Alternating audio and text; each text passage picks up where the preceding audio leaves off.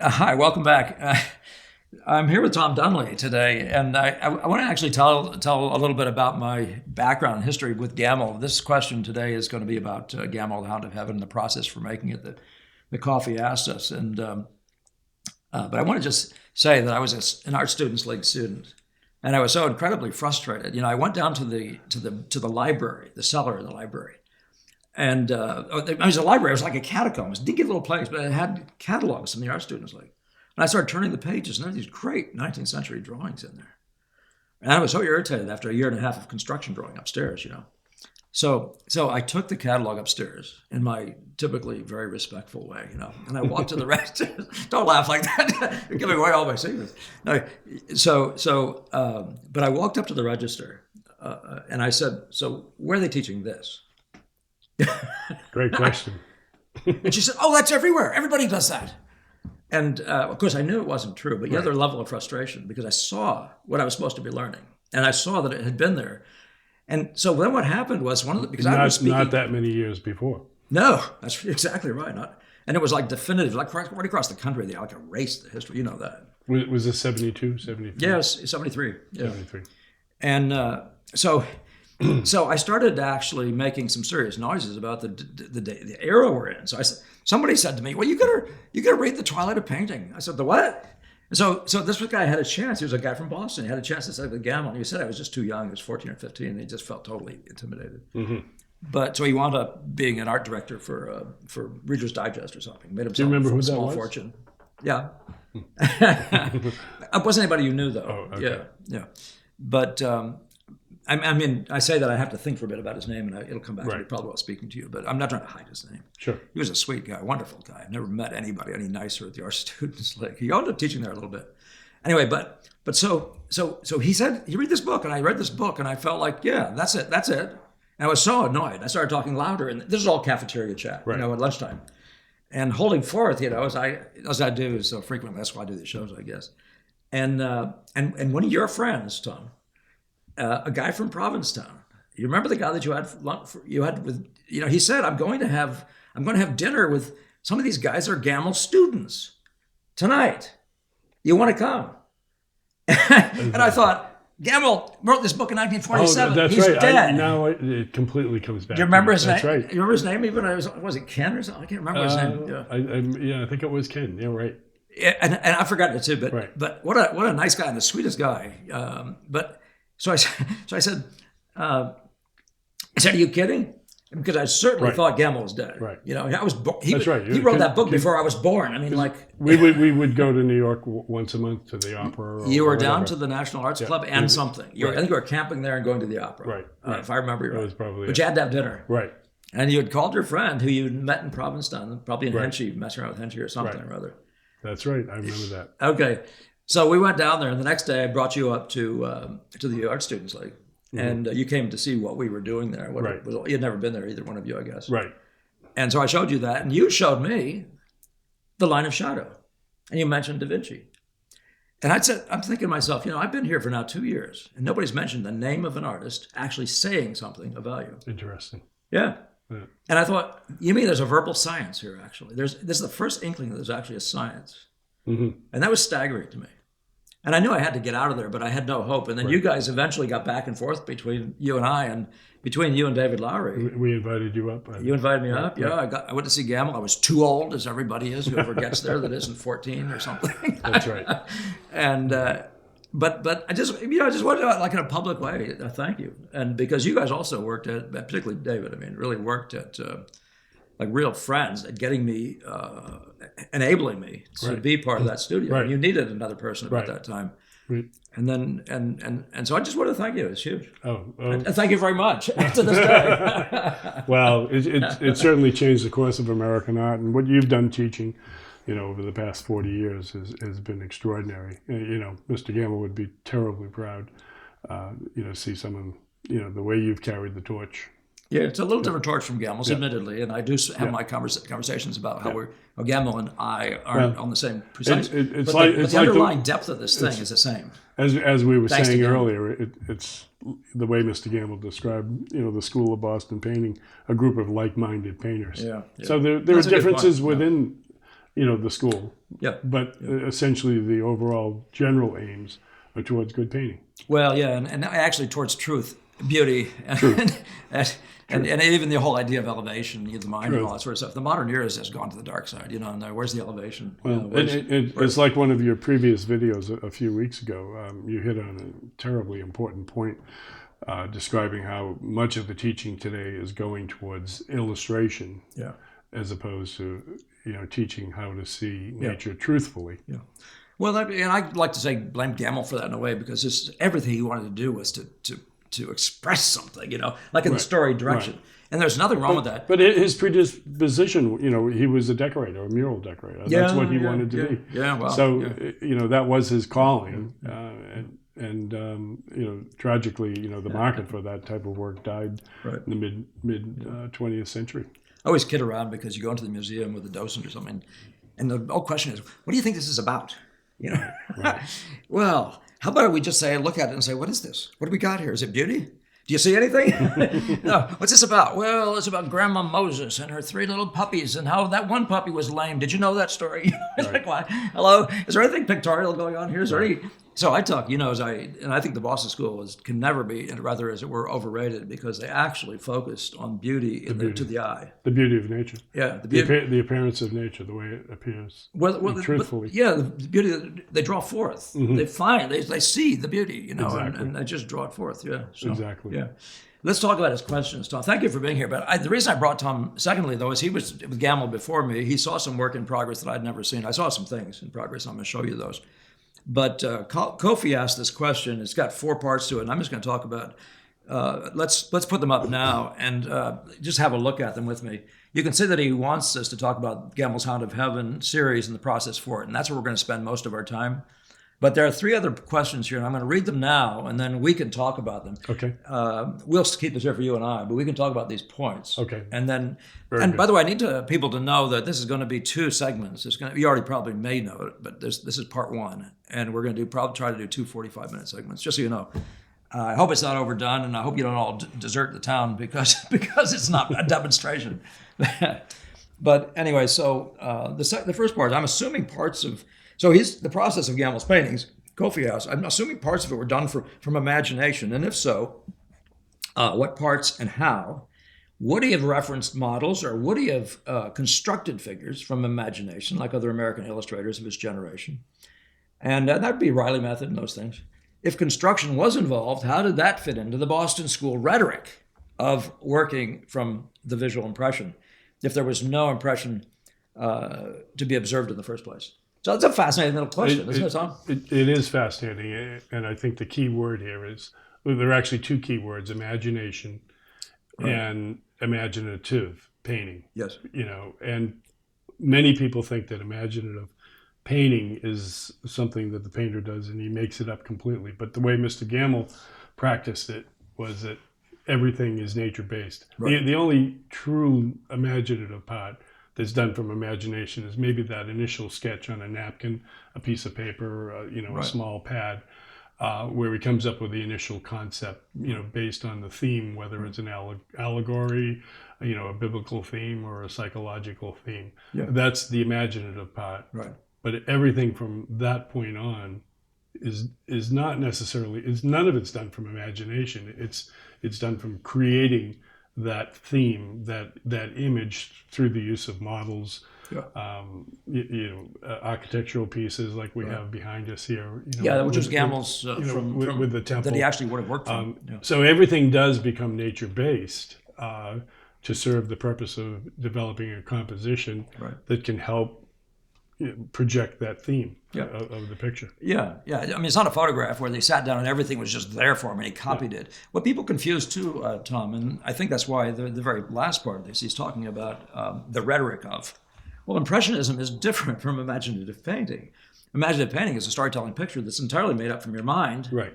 Except that you happen to use models if you're in the pre-Rome era. You're doing all your drawings from models. You're not making up those figures as a young 25-year-old kid. And that is the key point, Paul. He's working from models. He's trained in the Boston School approach, working from life side by side, with nature beside him. Right. But he's then taking that and using it how he wants to express the subject of the picture. Yeah. That's a great and important, hugely important point. The second part that comes up, though, is that question of constructing from imagination. So we do know that Rubens, for example, made up his figures. He may have used some references of the models, but he obviously is doing a figure that looks like one of today's comic book hero draftsman or something like that. Exactly. And Millet he invented figures. Right. He said he couldn't work from life.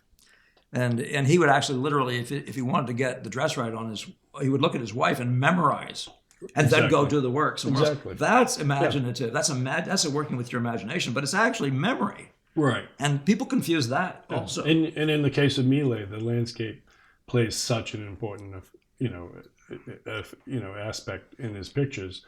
Right. That it's that imaginative work combined with the observation of nature, the dawn themes, the twilight themes. Those are all completely observed from nature and done exceptionally well. Yeah. Well, in the sense that he sat there and painted from life, he says that he didn't. You're talking about Millet? You're talking about somebody else? Millet. I mean, the landscapes. I mean, it's whether it's from memory or not. Oh, no, the truth in them is ridiculous. The truth is completely observed. Well, here's a great draftsman. And that's the only way you can get that kind of truth is by standing there day after day after day. Yeah, and observing. You don't have to make notes in front of you, but the idea of a constructed figure, though, is like you sit there and you make a head circle and you do some lines, then you attach things to them and try to build a figure out of your head. And that there are a bunch of guys who did that kind of stuff back then. And the Riley method is one of those things I think of. Is when I got. So, I mean, they would have, but even in the Riley method, those guys in the student, as I recall it, at the Art Students League, they had models. And they would do a construction using the model sitting there. And it always impressed me as that's not construction of a model from imagination. That's actually using a construction method. It's like I tell my students, why put a mark down that's wrong with the intention of going back later and correcting it? Yeah. Put it down correctly from the beginning. Yeah. And your work will proceed much quicker, easier. Yeah. And it'll be more truthful. Well, the effort to make it like the first time, people forget that, but the Bonnat rule, I just refer to that as students, but Bonnat said that, why don't you make it as like as you can the first time and then make it more like. It's just like, you don't know how the heck to handle that, but over time, it's like, why would you want to hack away and hack away and hack away at a canvas when you could actually beautifully set the color up and draw the light effect with a shape. Exactly. I mean, it's like present. It makes no sense to put something down that's wrong. Yeah. And the human form, is from an overlapping of curves. There's nothing convex in nature. Yeah. Nothing concave. Everything is convex. Right. So why put straight lines, where a curve is? Yeah, that makes no sense. Well, some of the people who are hearing me out there know that I get it. It's rather irritated with the construction drawing. I was taught at the Art Students League. I should one of these days. I'll bring one of these numerous notepads full of these drawings, just chock full of construction drawing. And but I kept drawing and drawing, And by the way, and they would also just shorten everything 10 minutes, 15 minutes. You get these poses that you couldn't even begin to study the figure. Exactly. So they weren't studies; they were just some way of hacking out a figure. But the crazy thing was, we'd sit there, and the time would be gone. You would have nothing. You have a few hack lines, and they would talk about gesture. Well, yeah, that's all sweet and good, but I mean, especially by the time I found those beautiful drawings from the 19th century. I said, where did that come from? So I do sometimes blame Barg for that, because the Barg, when they take these things and start doing hacks, they make it look like the guy put a bunch of construction drawing and then built these beautiful drawings on them. I don't think anybody was working that way in that, and I don't see any evidence of it. Even people like Jerome. I'll be honest with you. My time with Mr. Gammell, I never knew of the Barg method or there was no method. This book that these people they made it up, but I knew nothing of the book. The existence of the drawings, Mr. Gammell never mentioned them. Right. Although we went to the museum once a month to study the Sentinel, the great German Sentinel, which is a masterpiece. Yeah. But he never drew on Barg for any. Gammell had a couple of those full-sized plates in the studio. I never saw them. No, I saw them, but you never saw them and you would have. Right. But he didn't use them. Right. No. Why didn't he use them? Yeah. Because there were best practices, and that wasn't considered part of it. The other thing that he mentioned to me, actually, when I was asking him about that, was that they what did he say about it? Oh, it's a terrific point. But the point is, though, he said, but he did say what they're doing. I'm sorry, what's happening now? I take this all back. What they're doing now, they're taking these things and they got reduced versions of them. You're working with pencils. Right. These were done. These are big. I've had them in my hands. The big plates. Yeah. They're charcoal. Yes. Yeah. And it's not a fair thing to a student to put a pencil in a person's hand and say, draw this and get that. If you can draw any value, these things. If you can draw any value from them, yeah, they're helpful in the beginning stages of memory drawing because they have a moderately okay arabesque and a line to it. Yeah.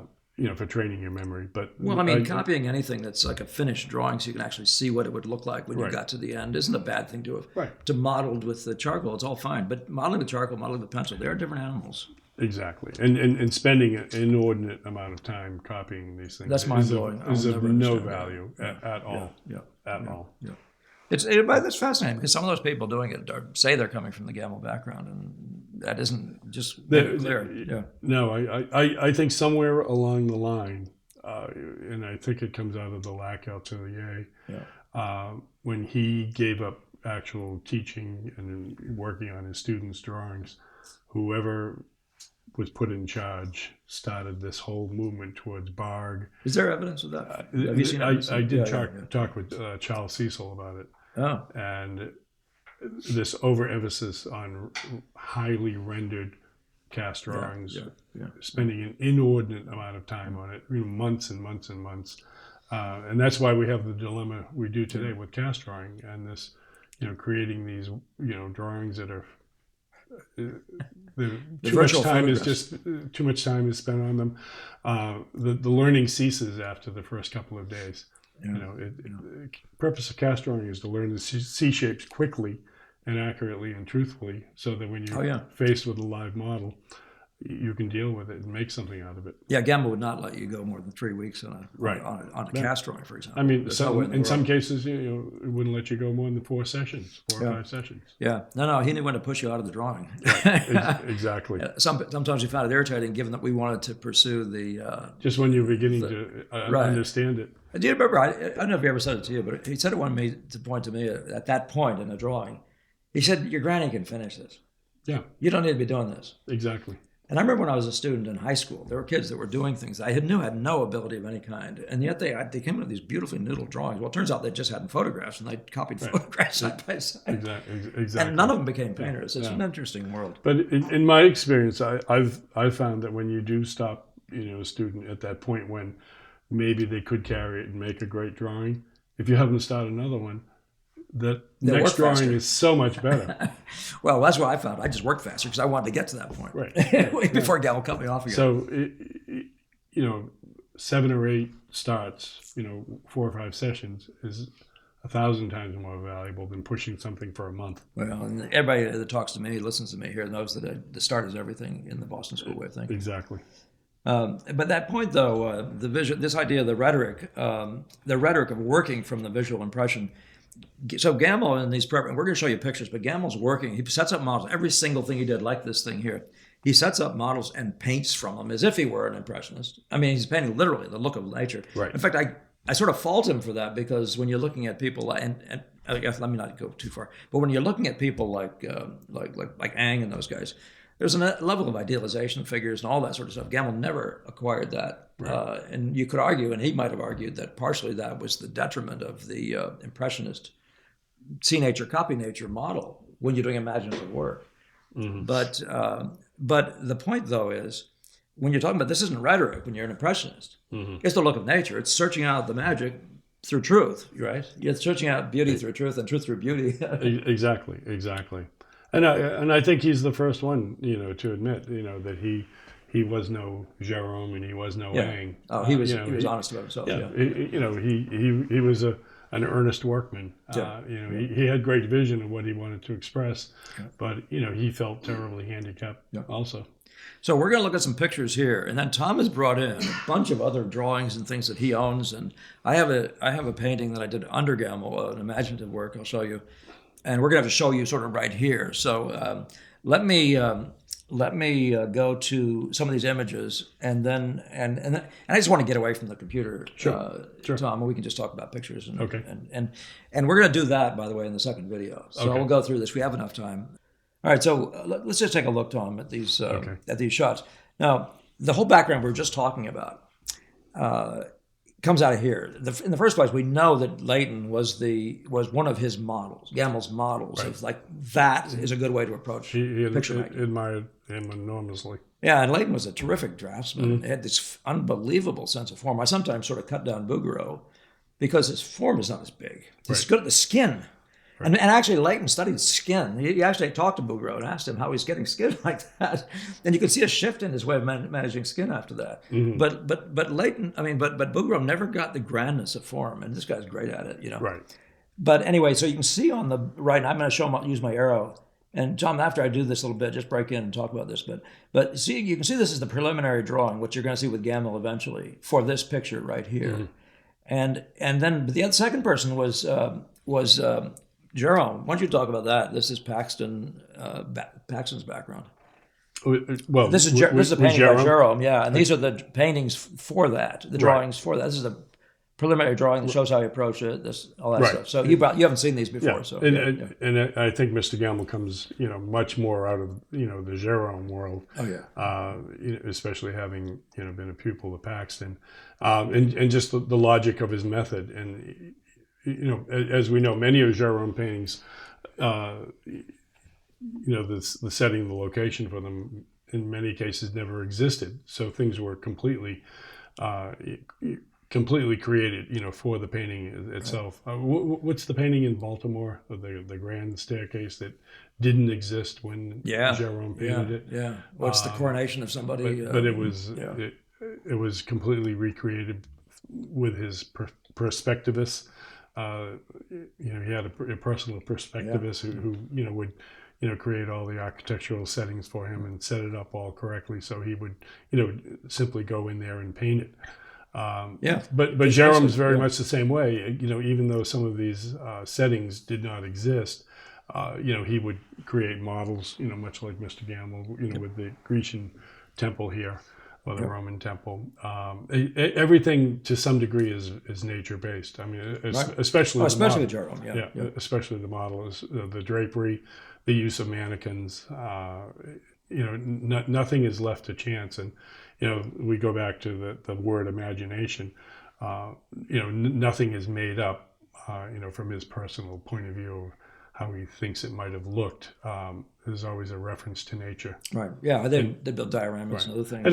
And I think the great 19th century men, Jerome and Leighton, they come out of a period, successive periods of this type of painting, historical painting, grand decoration, where it's in the air. They have greater knowledge of how to do it. Whereas Mr. Gammell came at the tail end when these men had all died off, and knowledge of how they worked really didn't exist. Well, it totally fell out of favor.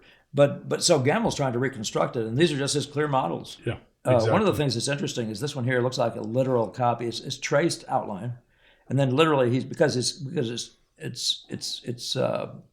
traced from a previous drawing. Right. He's just noodling from whatever he wants, and he can noodle anywhere and just noodle up and down the figure and have a nice happy day of it. Exactly. But and actually it's fast. I've done some illustrations. An interesting point you make there, Paul, and I think this is where a lot of contemporary traditional painting goes wrong.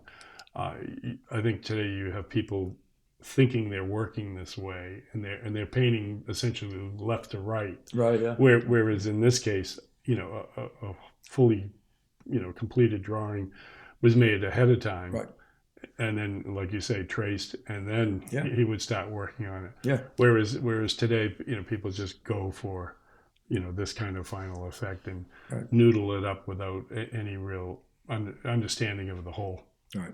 Well, there's a comment made by I'm sure you've heard of the Degas. He said at one point, you need to keep in mind. You do the drawing and then you do tracings over it until you get far, far, far away from the original look of nature. And this is actually a fairly interesting example.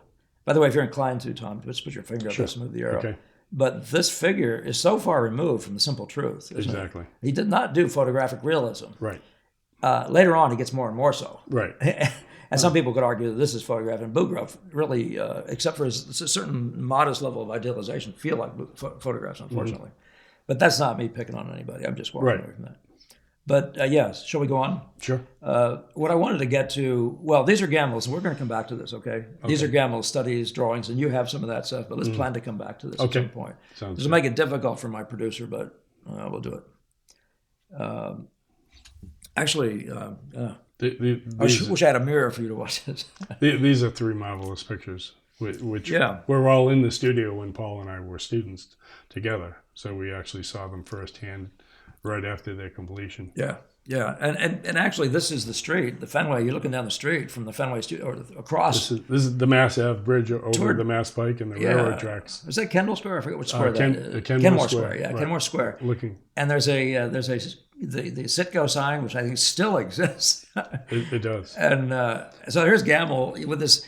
Gammell, I always said to people, and some of you guys may not have liked it, but I said he's a modern painter. He's a modernist. Part of it is some of this thing is fear and dread and pessimism and stuff like that frequently. Oh, exactly. Which is very modern. Yeah. And another interesting thing too, about the one on the left here, right? Yeah, is that the railroad tracks go under the Mass Ave Bridge, yes. And in the early part of the century, and when he was in that neighborhood with the Fenway studios and whatnot, was the steam trains. Yes. Every 20 minutes, a train would go by with the steam and the smoke, and it would literally obliterate the light in the Fenway studios. Yep. And this is, what's taken from probably a memory of 30 years before. And the train goes zooming right past the north-facing windows, so that there's no building construction or anything. The train goes by the Fenway studio, then there's the highway, and then some buildings across the way. Right. So it's really a perfect setting. Perfectly located. Yeah. But I remember him telling me the story about, how when the train and the smoke from the locomotive would pass, you'd have to stop working for 10 minutes. What, didn't he work out of the fog? Come on. One of the other things I remember from looking at this and speaking to him, he said, it's so nice, everything used to be black, everything everybody wore. It's just, he was talking about these coats that I thought were horrible. These people wearing these ski jackets and stuff, and they were just so ghastly. But he had an incredible ability to look at it objectively. Yes, he did. For its pure beauty, not or use, not in terms of taste or fashion. Yep. The red as a compositional device in that lower right-hand part of the picture is marvelous. The balloon one was being finished. The jacket may be ugly and cheap, but it was beautiful in terms. But it was a slice of life, and Gammell had a feeling for that. He wanted that. Yeah. The character, he wanted to be the man he knew, so to speak. Right. Yeah, exactly. Not in the Nash kind of way, but in the sense of being of his times. Right. Yeah. Exactly. The one on the right, though, that was on his easel literally when I think I first arrived there. The Intruders, a great picture. Yeah, and I just remember the phone book and the TV or whatever it was down there. Exactly. And they're kind of like, I thought to myself, man, I wish I could make something look like that. You know what I mean? And I thought it was a mystery. Of course, we did as young people. It is a mystery. It is. You have no idea. Yeah, and he would not talk about it, what it was about. The subject, you mean? He gave us a title, but it was left to your own imagination. No, he never did. Yeah. But what's interesting, that picture really, that has to be considered his last major serious picture. Yeah. Although he did continue to produce a couple. Yeah, I'll show you a couple more things. The puppies, or whatever they're called, for the Hound of Heaven. So. But of course, this is, to me, the reason I showed this actually is I'd seen it for the first time then, and I saw a study for it. But that's a predicament. It's kind of a classic thing what Gammell was doing. It was a version of symbolism. I think of it as symbolism. Sure. He's trying to make a figure do something that would make a iconic sense of a moment for man, or for and many of these things are actually in that category. It takes a few minutes to figure it out, which I think is a weakness when you don't. Like, for example, actually, I shouldn't say that because I talk frequently about the unfinished Captive Slave by Michelangelo. Mm. And the reason I mentioned it is because it took me, I looked at that thing for years thinking, this is amazing. And all of a sudden I realized, this is man. That's our condition. Mm-hmm. We're bound. We have dreams and visions, all these muscles popping, and we can't get out of the ropes. Exactly. So what a brilliant allegory. Gammell was into that. That was something like that. Very much. Was after, yeah. So this is just the beginning. I'm going to show several shots of the Hound of Heaven just so you've seen it, and then we'll talk about the methods and stuff. Okay. Okay, So, sure. and somewhere along here, if you think something's interesting, that's fine too. But the intellectual content of his pictures is extraordinary. It goes way beyond what most people could even imagine today. I mean, the symbolism, the thought that goes into these, much like his writing. I mean, his writing is extraordinary. Now, Gammell is I don't know if there's another sort of, as it were, well, Cox is pretty serious, but I think Gammell's a greater mind than Cox in his writings. I think he's got a greater breadth. Oddly enough, absolutely. But, Cox has a single point of view, and taste and workmanship. All the great elements of painting. Whereas Mr. Gammell's much broader in terms of overall culture. Oh, absolutely, yeah. One of the things that he's trying to do, and he says it expressly, is he says, and I think of these as collages. You can see this, isn't this? He said, I'm not making a picture of something you can look at. Right. I'm placing things side by side. But he talks, Tom, and you know this, but he talks about the conjoining of psychological effects. So you have this thing doing this, and that doing this, and this creates this thing between the several of them. A little bit like the juxtaposition of the mind and nature. Yeah, but it's this sense of things, Exactly. So if you look at these wrong, what is that? Now, what is this? Which I used to do. I admit it. Right. I would totally admit it. But when you get your head around the idea of what he's saying is, see this and see that, and then see what you see. Right. Because what you're going to see is what happens because of those two meetings. Fascinating, isn't it? It's the effect of the juxtaposition, of the content and what it makes you think. Yeah. So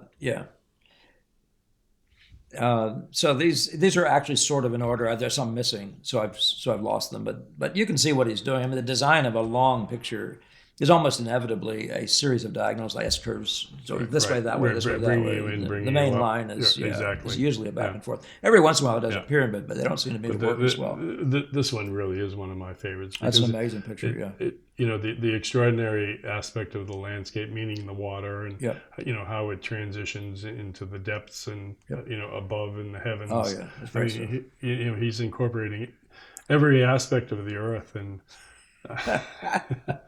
Our psyche. I mean, it's an extraordinary picture. Yeah. But also, the other thing too, I'm looking at these few pictures, Paul, is the extraordinary sense of color design and patterning and the use of color. I mean, the whole theme. This one again in particular, the red notes, playing throughout, transitioning in, this area of blue, the dead color of the flesh here, going to the universe. I mean, it's really quite amazing. No, that's a beautiful picture. There's two of them that I favored rather like that when I'm with you and saying that. There's another shot of that in here somewhere. I think it's a slightly better one. Maybe I can get closer to it. But this one on the left is one that's more, he does something rather like a pyramid every once in a while. Mm-hmm. I already showed that one, didn't I? How did I have that twice? I have a couple of them twice. But anyway, you get the idea, yeah. And then, I just don't have a close version of it. The reason I showed this one here, though, again, I should have maybe done that before, but this figure is that figure. So Kofi, when you're looking at this kind of a careful drawing from life was then transferred. And in some of these, I don't know if we can see on that one, the gridding up of the drawing. Right. I think it's on some one you have here, at least some gridding up. And so he grids up, he squares up the drawing, and Degas did the same thing. And then he draws it bigger. He draws it to scale, makes the same framework at the scale he wants, the same grid, and then goes with it. But the other thing too, Kofi, that you want to keep in mind is in pictures like this, when you have this little bit of landscape element here, we don't think of Mr. Gammell as a landscape painter per se, but it was a very, very important part of his training, and it's something that he made us do. Oh yeah. And a tree like this might be taken from a Williamstown landscape. An area like this might be taken. Like these cliffs are probably taken from Amalfi. Which was one of his favorite places to go and paint. Everything is that you see here is taken from life. Painted from life. In some respect. In a sense, as if he were an impressionist, except he's not. Doesn't have the same motivations as an impressionist, and lots of these aren't impressionistic in color. And we're all handicapped, and he was the first one to admit it, in our abilities to, use the medium, to express ourselves, and he did it to the best of his abilities. Yeah. But here you have again, the landscape elements. Yeah. There might only be a few of his actual landscape pictures that you like, but every element here, is, truthfully studied, right, and incorporated into these pictures. I mean, again, the rocks. I think we have the drawing here from, these rocks. Yeah. Oh, good. Yeah, good. We'll show that. Better if we don't do it now, because it'll cause no end of headaches for my producer. And again, by the way, that pyramid up the middle and the other ones are there's a pyramid here too, and this is one of those things I see sometimes where Bouguereau is doing these designs on a long angle. You can't get out of that line, but the only reason he survives it is because he rather X's it. So he winds up making this thing go right down the middle, but it almost sets you up to think he's going to do an asymmetrical picture. And he does it exactly right. Right. I mean, as you remember, his actual words of, what a composition is. It's the distribution of lights and darks within the rectangle, right, and how they pattern. Yeah. And it's something. He said that two different ways. And one time he agreed with Degas, who said it was color and that. Right. That's a big discussion with some of our friends. Exactly. But Gammell actually did. Yeah, he said that maybe at one point, and I think it's in the shop talk. He said there may not be a better description, and it was just after Degas had said use color and spotting. Yeah. Right. But I think that's a mistake. And the color part of it, he obviously respects the color. That's where it becomes very personal, because everybody, has a different color sense, and and you can learn color, you can learn to see color truthfully and accurately, but how you use it, especially in an imaginative picture, depends on your personal taste and ability to express it. Sure. And that's what he does so well. You can bet that this is an icy picture and this is a hot one. Yeah. It has to do with the subject. Yeah, I mean, exactly. It's a decision made based on... One of the things I meant to bring today, Kofi, was this sword here. I actually, you didn't bring that? I was looking forward to that. I wish I had. It's probably 4 feet long. Clearly, probably a 300-year-old reproduction of a medieval sword, but that's the degree of referencing nature that he would go to, that he would have the actual sword. I'm going to get myself in trouble by looking over here. All right, we've got 7 minutes left, so we have just the right amount of time to cover this. Perfect. And those props were made by a guy that just worked for him most of his life, and he, like this thing physically, is made by a guy who studied with woodcraft experts and stuff. Studied with a very important architect, C. Howard Walker. Yeah, this guy's name was Ted Volson. And so we don't have to keep going like that, but it's the same thing. But each one of these figures is true to life, but the placement is all imaginative. Exactly. Everything about this is these floating in space kinds of things with the idea of juxtaposition, and the idea was to create this grand sense, the sense of being universal or covering the universe, covering big territory, big thoughts. But again, this horn, that existed. It's probably used twice here. Yeah. That skull was in the studio. What happened to that skull? That's not the story. Here we are with I'm not sure that's the sword, but it's a dagger of some sort. They're wooden bells. This guy actually turned bells. Right. Exactly. And then gilded them or whatever. Yeah, exactly. No, it's amazing what he could do. Lots of objects of that sort. Yep. But then, because he wanted to paint them directly from life, all these figures are drawn. This guy here was a model. He stood the models. He found where they should stand on the floor. Yep. He posed them on the floor, drew them from the thing, and then transferred them over. But even this cloud, although you might think that he made that up from knowledge of, how a cloud might look, but I would guarantee you this was taken, from a landscape. I mean, he was a great admirer of Frederick Church, the landscape painter, always studying his skies and learning how he could incorporate those quality effects into his own pictures. Yeah, some of those great skies Leighton himself was doing. Those great, beautiful forms. I'm trying to think of the name of that particular picture. The captive's andrometry has astonishing clouds. Doesn't dominate the picture, but they're really quite amazing. That's a Gammell student from a prior generation. Is that So, Cormier? Is that somebody it is Cormier. Yeah, that's Bob Cormier. Yeah, you could recognize a number of these guys. Volson was I think was his first model, and you see him around in a bunch of these. And But the axe, I remember the axe from here. I never saw the axe. That's pretty good. Anyway, but you're getting the idea. This is the Hound of Heaven series. There are 23 of them altogether with the two little things, I think. 21. With the puppies. And the idea was, then the idea was that he wanted this big vaulted passageway, and these pictures would go along the vaulting. I saw, by the way, and I'll just say this because maybe I could put some pressure on somebody, but I heard that there's a library at Boston College. They tried to buy them. Oh, they did try to buy them. Why didn't they get them? I can't remember why it didn't. Oh, I thought it worked the other way. I thought they rejected them. But okay. Anyway, but that would have been really nice. They belong in a library, and you're sitting there just looking, and that's the kind of time when you're going to be in a quieter mood and you're going to see something. Particularly that library, architecturally was perfectly suited, for the pictures. Yep, it would have been amazing. So then these things were called the puppies, and these were all on the. And Tom very nicely brought in a photograph with myself and him and my wife looking at Gammell's studio after he died, and there they were sitting as fresh as you could be. These top two actually fairly like. He was very influenced by Disney. Disney. I 1940 or so. I have his copy of the Fantasia book, which is quite wonderful. Well, did it come out then, or is that from the 40s? Really? Yeah, I never saw that at this time. But do you remember the he called this secondary series of paintings the puppies? Yeah. But it was fragments of an uncompleted cycle. Yeah. That was the rest of the name.